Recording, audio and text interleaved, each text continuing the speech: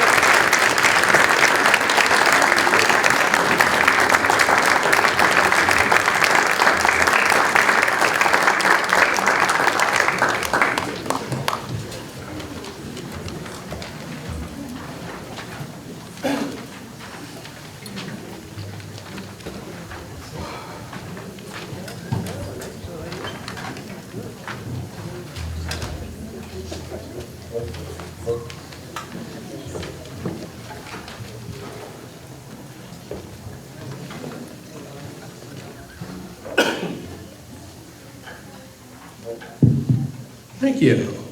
It's a cool piece, huh? You could actually see the mountains. Yeah, it's really, really nice. Our next piece is a little different. It was written as a commission to Columbine High School, where in 1999 there was the mass shooting. And it was commissioned by the Columbine Commissioning Fund, funded by various music fraternities around the country. The composer, Frank Ticelli, wrote, "It is offered as a tribute to the great strength and courage in the face of a terrible tragedy. I hope the work can also serve one reminder of how fragile and precious life is and how intimately connected we all are as human beings." I think this piece will certainly convey that as we get into it. An interesting piece, part of the piece, when Ticelli was commissioned to write the piece, he wanted to use the school's alma mater as source material, except the school didn't have an alma mater because it was a fairly new school. So he wrote an alma mater for the school so he could quote it. And you'll hear it, measure 111 if you're keeping score. It's really the loudest thing we'll play in this piece, and that will be the Columbine alma mater, and the words there would be, "We are Columbine, we are all Columbine." So please sit back, close your eyes, and enjoy the beautiful An American Elegy.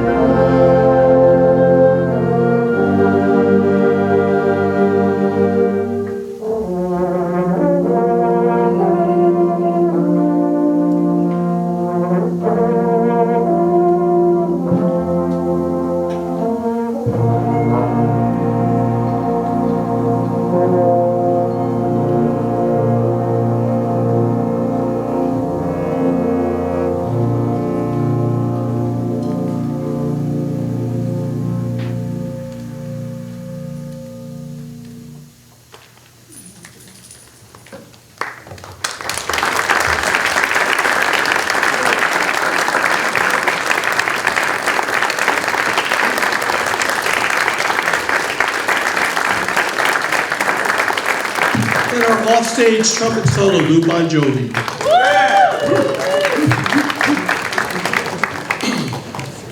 There's a long tradition of, in orchestral music, there were offstage trumpet solos, and Beethoven's Lenore Symphony No. 3 is the famous one where the trumpet goes off stage to play this dun, da, da, da, da. And the first time they did it, the trumpet player goes off stage, is in a stairwell, and he starts to play, and the usher comes by and slams the door and says, "There's a concert going on, you can't practice it." So we were hoping that they wouldn't close the door on where Louis wouldn't get a drink.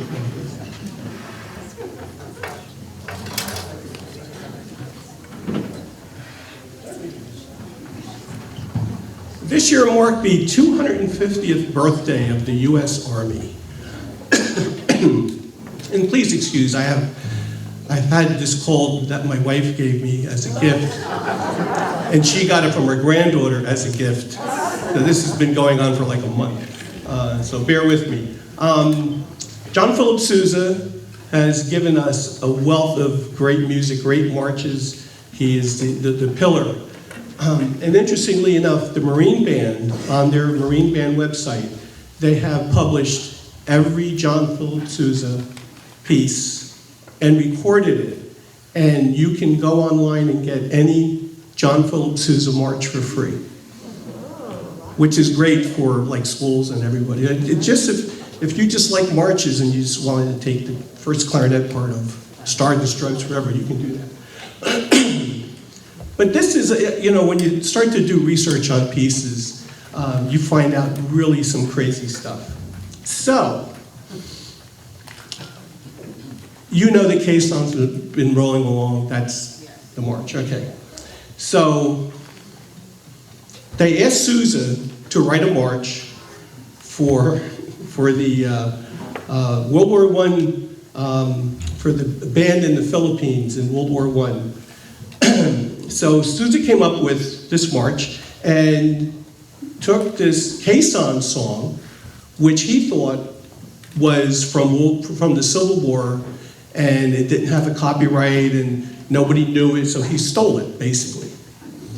Unfortunately, the composer of the song was very much alive, and the song was less than 10 years old in 1908. And it was written by Lieutenant Edmund L. Gruber of the U.S. Field Artillery in the Philippine Islands. And the piece was composed in the presence of at least 2 fellow officers who assisted in writing the lyrics. Gruber was even more surprised to find that the song, very much revised, had skyrocketed to fame. And he raised no objection to Sousa using the song, which served the Army's purpose so admirably. The melody became even more popular when the Hoover Vacuum Cleaner Company adopted it as its sales song. And the company added its own words and used it in radio advertising. Unaware of the song's origin, the Hoover salesman called on Mrs. Gruber in 1929 and attempted to sell her a sweeper. And Mrs. Gruber informed him that the origin of Hoover's sales songs and suggested that this entitled her to a sweeper for free. She received one, and her husband endorsed Hoover sweepers. And this did not please the artillery officers, who later asked Hoover to refrain from its use when they considered it their exclusive song. So we will perform for you the U.S. Field Artillery March, complete with the Marine Band's shotguns that you will hear in the trio. Did you bring your gun, Joan? Okay. There you go.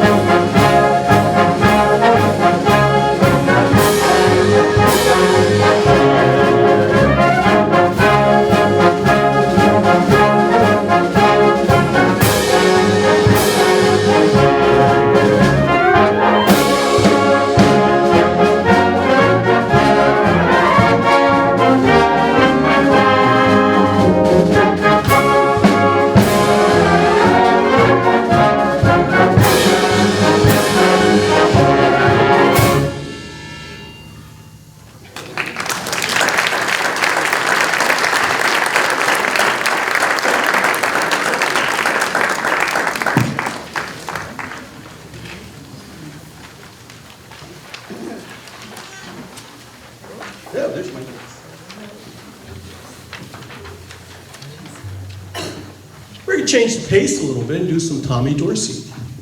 How about that, huh? You didn't see that coming. In 1941, Cy Oliver wrote an arrangement for the Tommy Dorsey Band on Yes Indeed. He had originally written this song 5 years earlier for the Jimmy Lunsford Band, wherein he was with Jimmy Lunsford. And Jimmy didn't like it because he thought it was sacrilegious to the black churches. So he never did it. So Cy Oliver put it in his briefcase. And then Dorsey was in Hollywood with his band, and they were on a soundstage, and Bing Crosby came by, and they were talking. And Bing Crosby was, I guess, filming. It was on a road to Zanzibar. And he didn't like the arrangement of the opening tune in the movie. So Tommy Dorsey said, Cy, write him a better arrangement. So Cy Oliver that night wrote an arrangement and gave it to Bing Crosby, and they loved it. So Tommy Dorsey goes, do you have any other songs you can give Bing, because he needs help? He didn't help. So Jimmy opened up his briefcase and pulled out Yes Indeed. And he gave it to Bing Crosby, and then Bing, on his radio show, sang this tune with Connie Boswell, and I think they actually recorded it, but don't quote me on that. But then Tommy Dorsey said, no, we're going to do it. So it's going to be a little different. If you're familiar with the 1941-78 recording, which I have. Yeah, I know. Cy Oliver does the singing. And if you know other Tommy Dorsey things like Marie, where the band would sing with this, yeah. So they started to do Yes Indeed with the band singing the responses. And Cy Oliver didn't like that.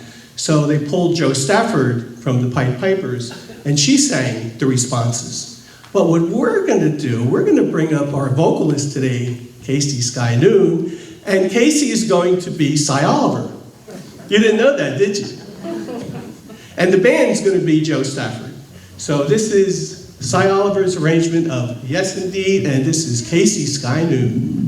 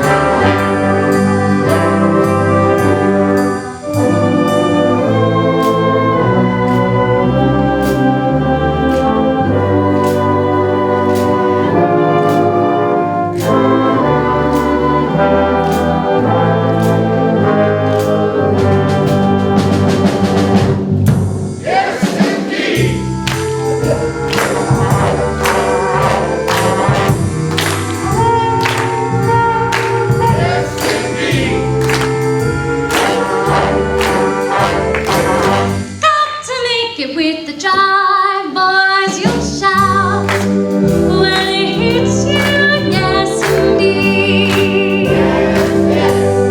Yes, you'll shout when it hits you, yes indeed.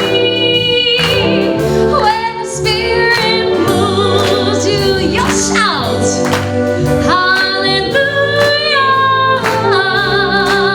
When it hits you, you'll holler, yes indeed. It makes you shine if it's in you, yes indeed. It makes you shout if it's in you, yes indeed. When the giant starts jumping, you'll shout, let me in there. When it hits you, you'll holler, yes indeed.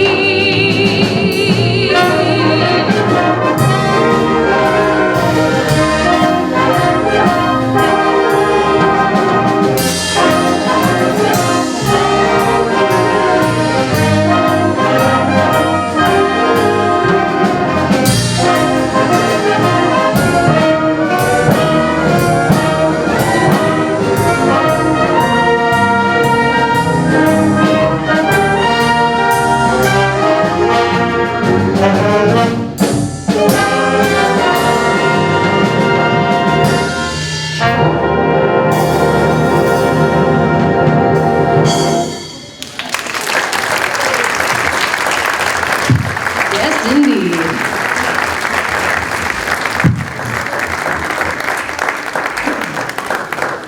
And the good news is Casey will be back in the second half. So she's not getting away. All right, we're going to end the first half with, we can't do American music unless we do Sinatra. Right? So this is a great arrangement of 4 tunes that span Sinatra's career. Come Fly With Me. And what we like about this arrangement is the arranger, Stephen Bulla, actually took the original arrangements, and so that you'll hear Come Fly With Me with the Billy May chart behind him. Witchcraft will sound like the Nelson Riddle arrangement. That's Life, and you're going to get to hear the Ernie Freeman arrangement and the Quincy Jones arrangement of Fly Me to the Moon. So this is Sinatra, exclamation point. And then we'll be back for the second half after a short break.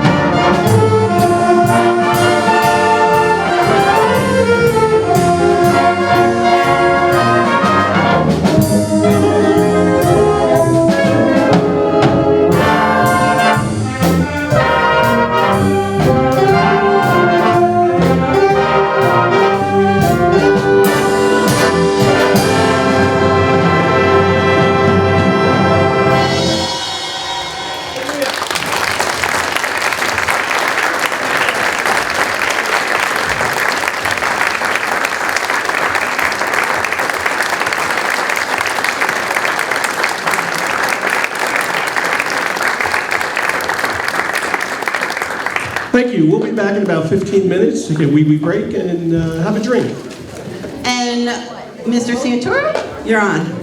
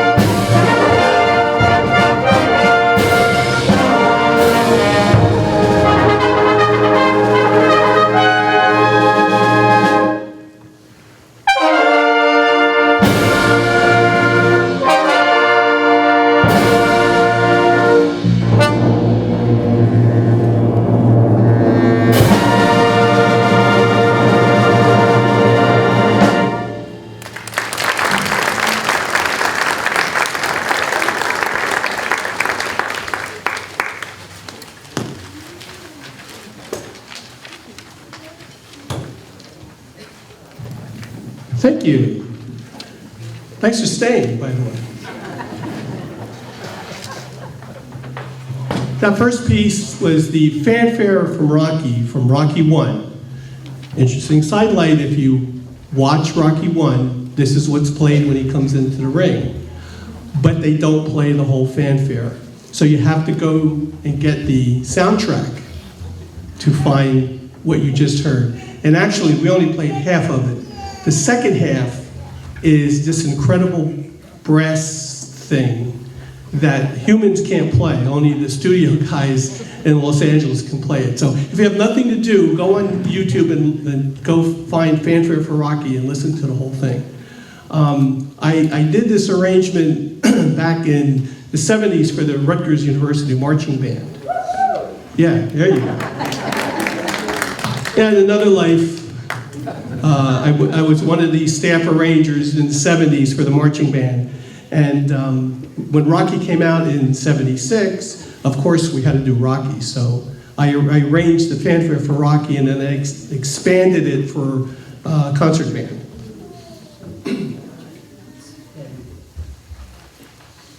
So we're going to explore some early American music. And Amazing Grace, which was actually written in England in the 1700s, in America it became a popular song used by Baptist and Methodist preachers as part of their ceremonies, especially in the American South. It has been associated with more than 20 different melodies.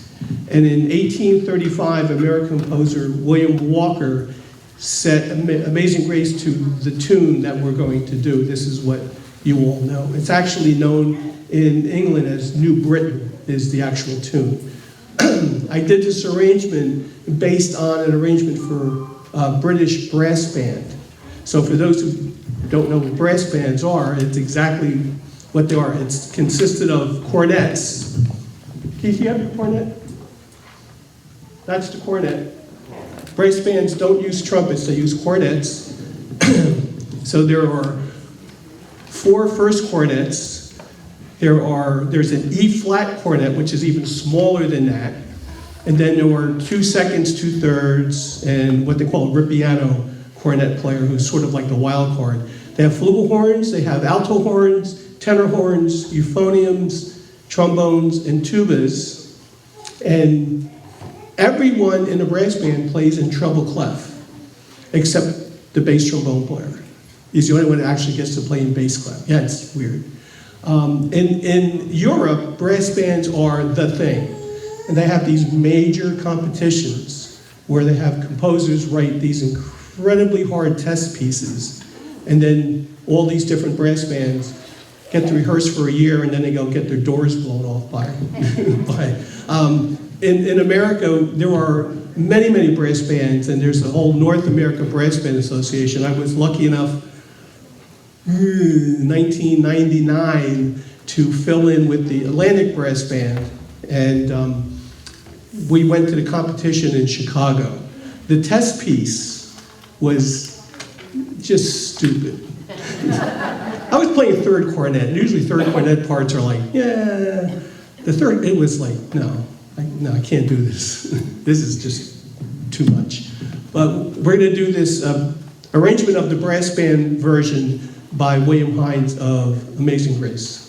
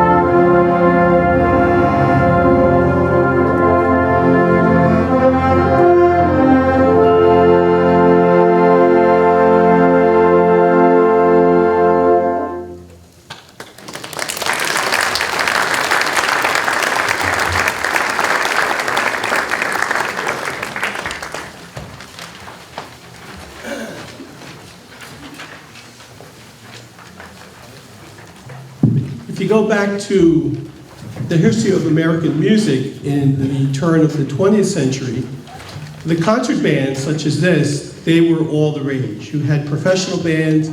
Sousa had his, when Sousa left the military, he started his own professional band, and actually their first concert was in Plainfield, New Jersey. Yeah. Actually, we did a concert, Barb's father, my wife's father, conducted a band, and we did a Sousa concert to commemorate that a long time ago. But anyway, so you'd go to the park, you hear a concert band, Arthur Pryor's band. If you go to Asbury Park, this is at any time on, I guess, Tuesday nights now, Arthur Pryor's band and the band that has continued play there every Tuesday night at the McClune's upstairs. So if you're in Asbury Park on Tuesday nights, go listen to what is the John Luckenbill band, but it was actually Arthur Pryor's band way back in the day.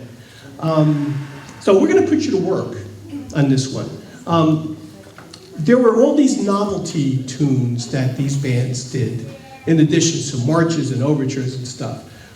Things like Paul Revere's Ride, The Roaring Volcano, In a Clock Store, The Whistler and His Dog, these like novelty tunes. And one of the big novelty tunes back then was the Midnight Fire Alarm. John Krantz took the Midnight Fire Alarm, and that's why it's called Revisited, because he took it and just added some stuff to it to make it even more tacky. And you'll see why. But at one point, you're going to be the members in the community that are watching a building on fire. So you're going to hear, and then the band's going to help, and you're going to stand up and you're going to point fire and people jumping out of windows and stuff. That's your job, and you need to do it, or I will stop the concert and we will do it again. So, and quite honestly, you could take this piece of music and you could have entitled it An Afternoon at the Racetrack and just change some of the sound effects. It's that tacky. But anyway, this is the Midnight Fire Alarm Revisited.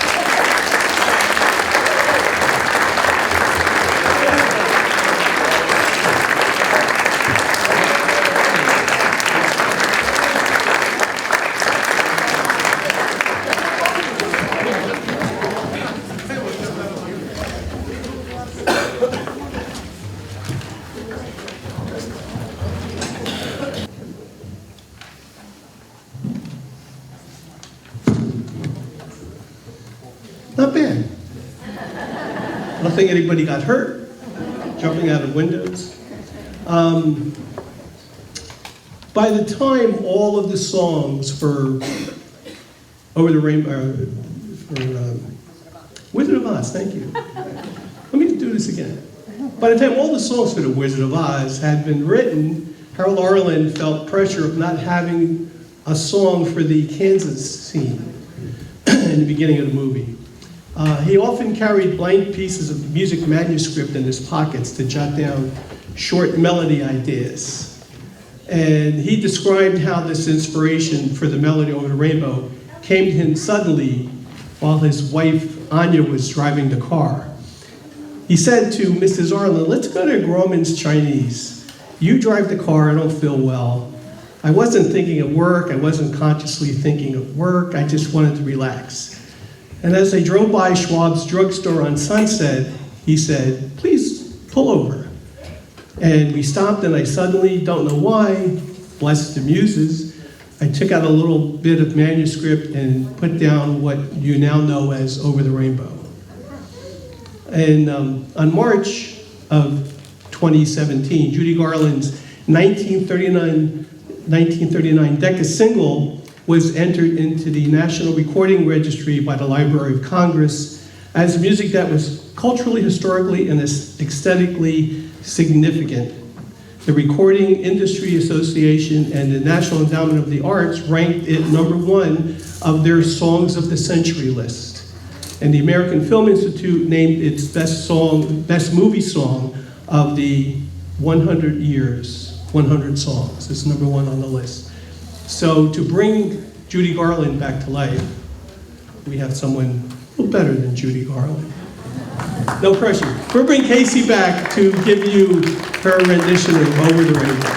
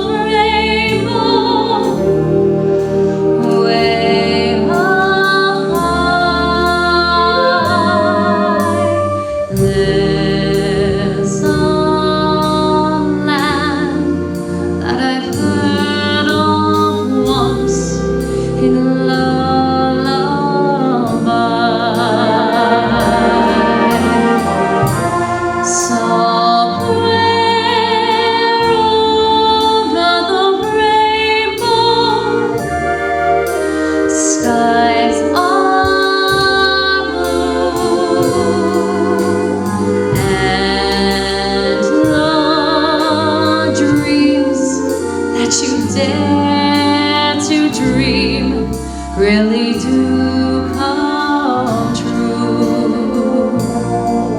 Someday I'll wish upon a star and wake up where the clouds are far behind me, where troubles melt like lemon drops way above the chimney tops.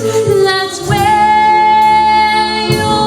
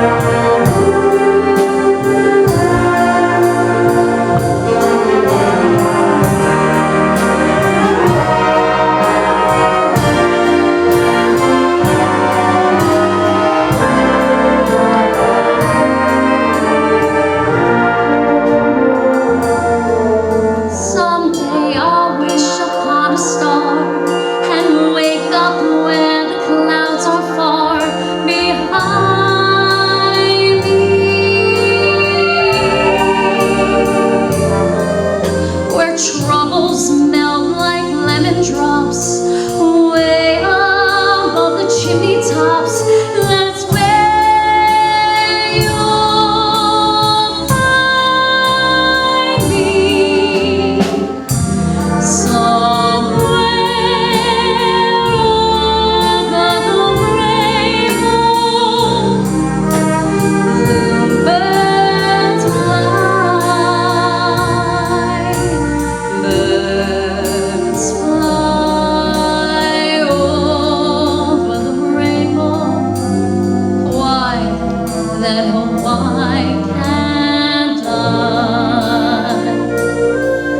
If happy little bluebirds fly beyond the rainbow, why, oh why can't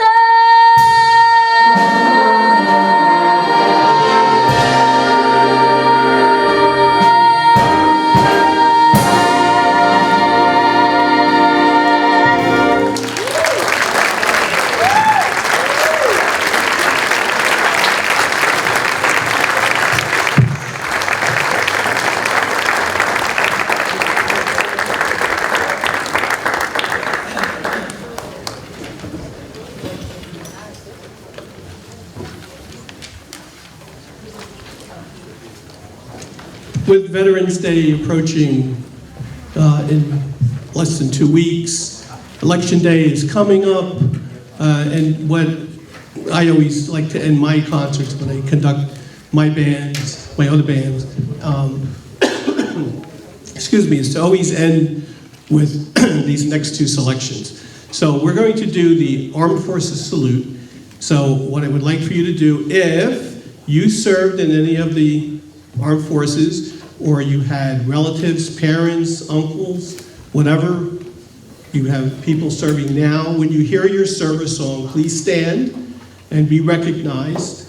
Same thing in the band, all right? So, because, you know, my dad served, he served in the Army, he was at the Battle of the Bulge. I know my wife's father was in the Navy, and we have various, I'm sure everyone here has family, parents who serve. So when you hear your service song, please stand, be recognized, and you can sing along if you know the words to your service song. And this is the Armed Forces Salute.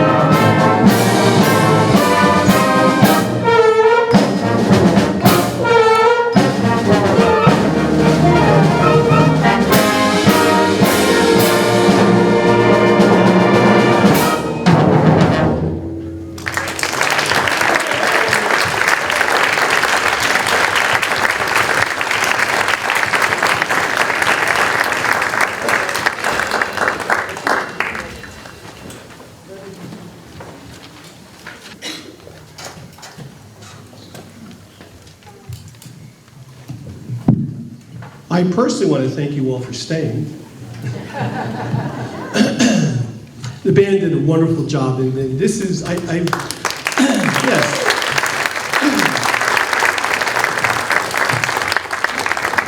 I played with the Imperial Band since, I guess it was in high school. And through the last 50 years on and off, this is the first time that I've actually conducted the Imperial Band, so this was kind of, so I want to thank the Imperial Band for inviting me. So I want to, again, thank you, and we're going to end the concert with, again, as we end all of the concerts, with this beautiful arrangement of Carmen Dragon's arrangement of America the Beautiful, conducted by Barbara Santoro.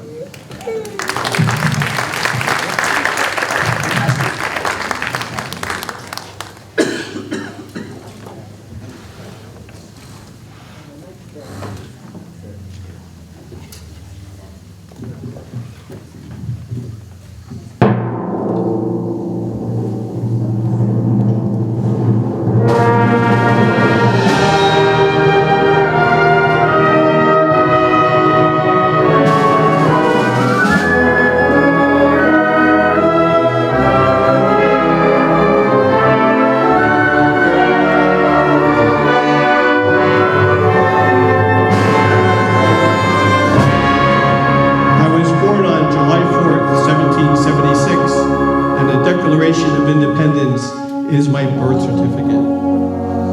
I am 300 million living souls and the ghosts of millions who have died and lived for me.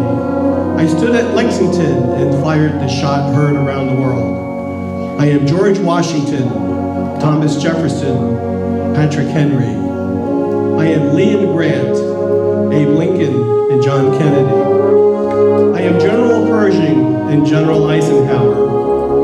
I left my heroes dead in Flanders Field, on the lot of Corregidor, on the slopes of Korea, and in the steaming jungles of Vietnam. I am the first responders who rushed to World Trade Center, the brave civilians who fought terrorism in the skies over New York, Pennsylvania, and Washington, D.C., and the Navy SEALs who eliminated the face of terrorism in Pakistan.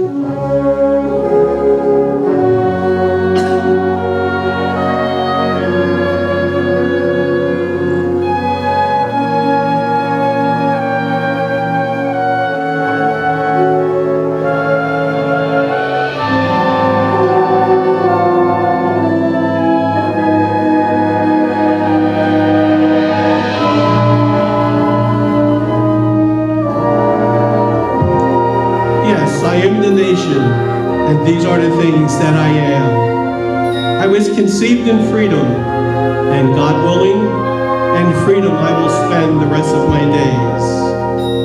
May I possess all the integrity, moral character, courage, and strength to keep myself unshackled, to become a citadel of freedom and a beacon of hope to the world.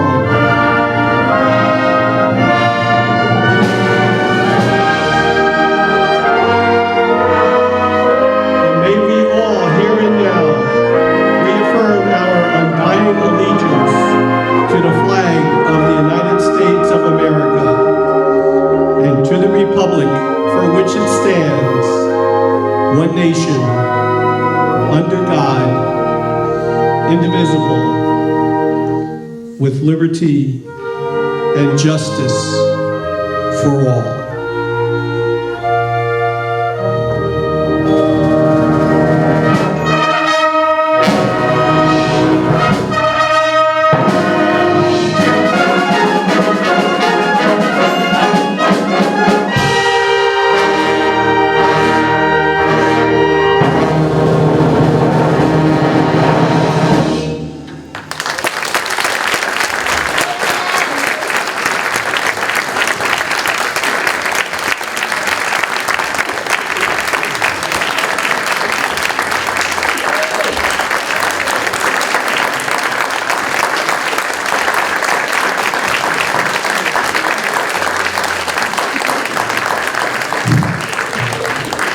Once again, I'd like to thank everyone for coming today. I hope you enjoyed it. We certainly enjoyed playing.